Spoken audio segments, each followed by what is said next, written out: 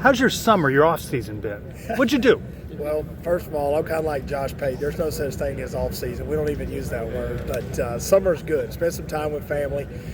Reintroduced myself to my wife so she would know who I was when I came through the door. And we just spent some quality time together with family. So just tried to enjoy doing that. And then spending some time here, with camps and recruiting and working our players, getting ready for this 2024 season. You much of an Olympic guy?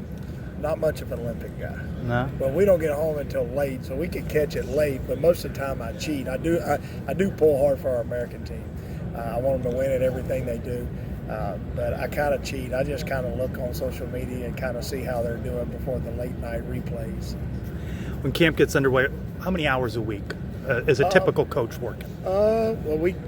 It's 7 days a week, and we usually get in here around 6:30 in the morning. We usually leave around 9:30 at night. So I don't know, whatever that math is, 13 hours. A lot of hours. Something like that, 13, 14 hours a day times 7, whatever that is. And but camp's a grind, but I enjoy it because I'm spending a bunch of time with our players. I'm very much focused. I'm at my happiest when I'm with our players.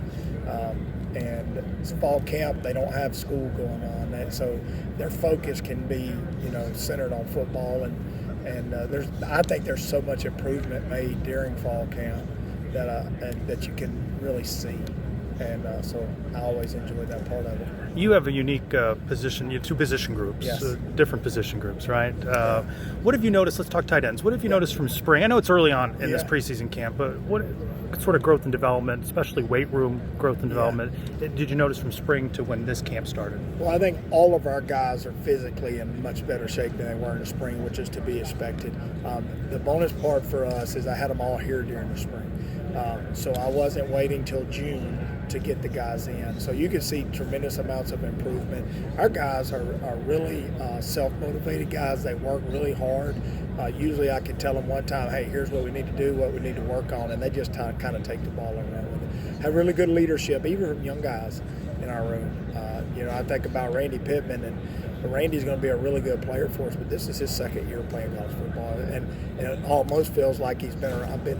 I recruited him so long through the high school process that I feel like I've just been around him for 4 or 5 years.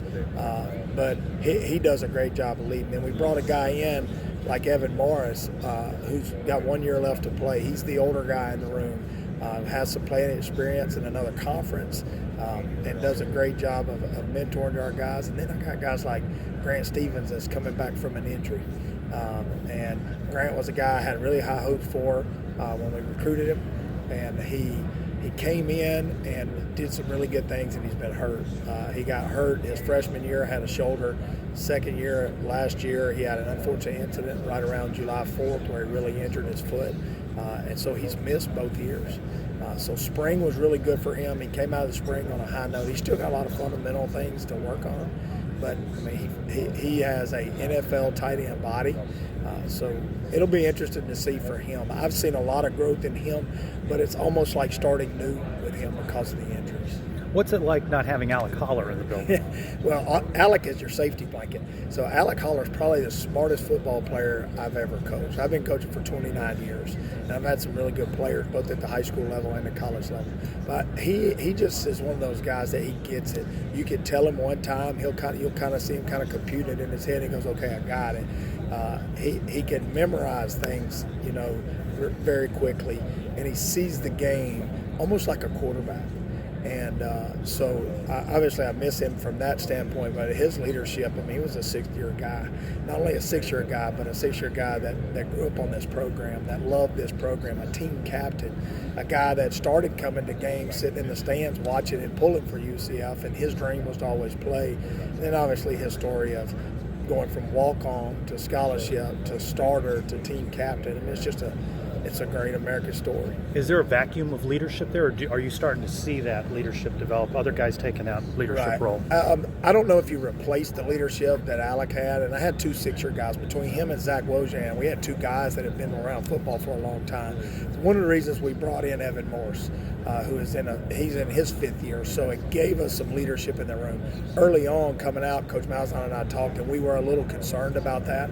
So that was kind of our thought process of bringing an older guy in that could add some value from not only from a role or playing standpoint, but also being able to add leadership to that room. But Randy is really a mature kid for his age. And I think obviously you're at your best when your best players are your best leaders. And I think he has some leadership ability that we're continuing to try to build for him. Every year fans seem to think this is going to be the year the tight end position pops, going to get a lot of catches, going to have a lot of touchdowns. Maybe this year with Randy Pittman? I think between Randy and Grant and Evan and even our walk-on Thomas Wadsworth, I think we're in a great position. Last year I think between our tight ends we caught 42 balls or something of that nature. I think Alec had 20. Randy had 22. Randy had 19, something of that. So I think it's a role that's increasing. I'm a big believer that you try to find the best way to use the talent that you have. And some guys are tight ends and they're really good at blocking. And like Alec was really good. He was probably one of the best perimeter blockers that we've had. He'd always talk about the dirty work. He does. Coach Malzahn would mention that as well. I mean, not that he wasn't a good receiver. He was. I don't think he was like I've had faster players, but he played faster than he ran. But he was one of the best, like perimeter blocking for him. He took so much pride in it.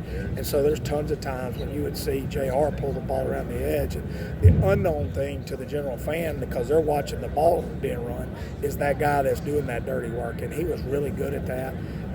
So you obviously going to miss him. But I feel really confident that we're going to be a good unit this year. I think we're continuing to grow in that fact. How does KJ Jefferson change the offense?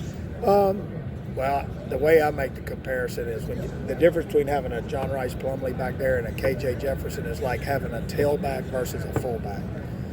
You've got a big physical runner. Both of them do some really good things in the passing game. I think KJ, if you go back and you watch what he's done in other places, it's just there's some wild plays in there, just like there was with John Rice, but they're different types of wild plays. And I think he throws the ball really well. Especially down the field. I think he does that probably as good as anybody we've had in a while.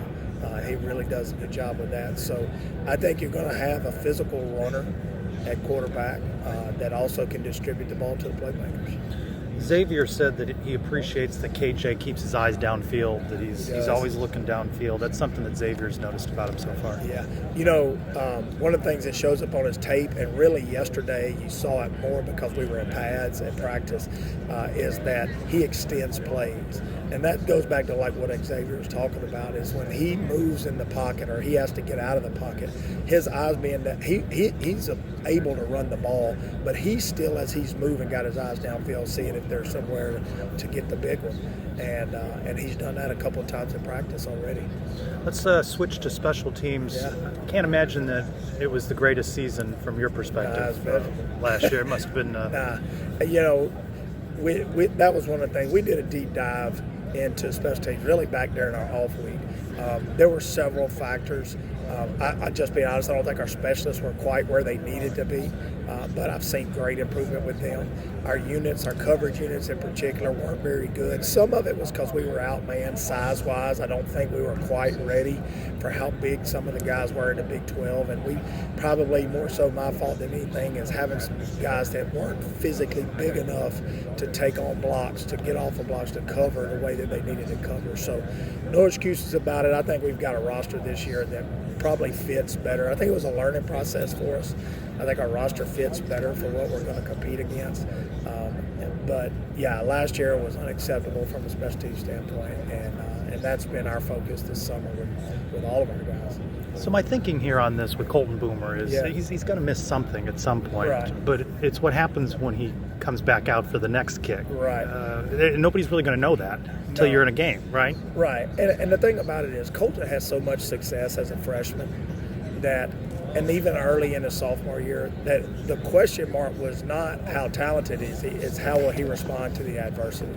And when that adversity hit, when he missed one, and it was one of those situations where I don't know if, and I think he would tell you, I don't think he bounced back the way he needed to bounce back. I think he dealt with some injuries that he let mentally get to him a little bit. And but the resolve that he came to spring with was really refreshing. I think he's worked his tail off. I think he's healthy right now. He's striking the ball really well, and I'm expecting him to have a big year. Do you coach him differently now, going through what you went through with him last year? You know, I think you coach him and remind him about the experiences that he's had, both positive and negative. And you're trying to keep. I'm a big believer you keep kickers in really good headspaces. It's really mental. I compare kicking more to golf than I do to football.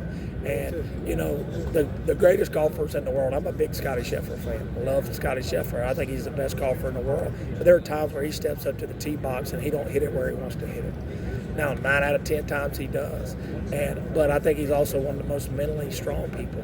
And that's what we're trying to get Colton to. The difference is Colton was a 16, 17-year-old kid out there in a big stage. And so from a coach's standpoint, I'm trying to just breed confidence into him. I love Colton and what he stands for. I've been really proud of how hard he's worked this offseason to get himself not only physically ready to play, but really more mentally, emotionally. Those are the things that I think he had the biggest growth in the offseason. Has it surprised you how candid he's been about that journey?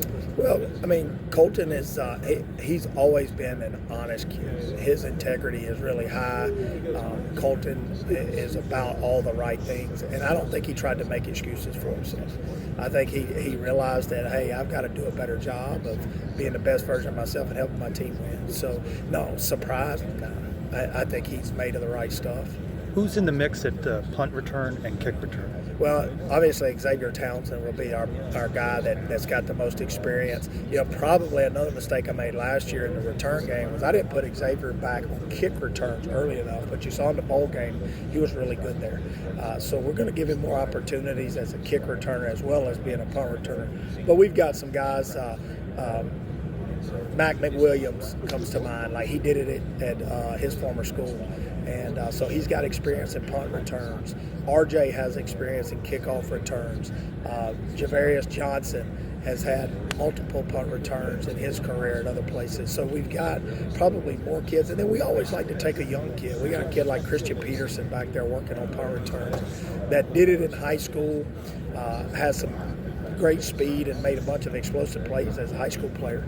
So, you know, I think he's a guy that we can put in the mix. So I like our, I like the amount of guys that we have to work back there. But obviously he's probably the most proven of all of them. Do you feel a different energy? We've heard it from Coach Malzahn all week. What do you feel? Oh, yeah, I think our guys are excited, but like I always preach to my guys is we got to have a day one mindset all the time. It's easy to be excited early. It's easy on the first day for everybody to have a great day. You've been off, you hadn't played football, but you worked to get to that moment. The question is, can you still have a day one mentality when it's day 20 and you're dead tired? Or you didn't get the spot that you thought you were going to get, or somebody got moved ahead of you, or things, you face the adversity. What's your mindset then? Is it still the same as it was the first day? Right now, energy's been great, and I fully expect it to stay that way. But part of that's on us as coaches is to constantly find ways to keep them energized, and part of the coach's job is to inspire their players.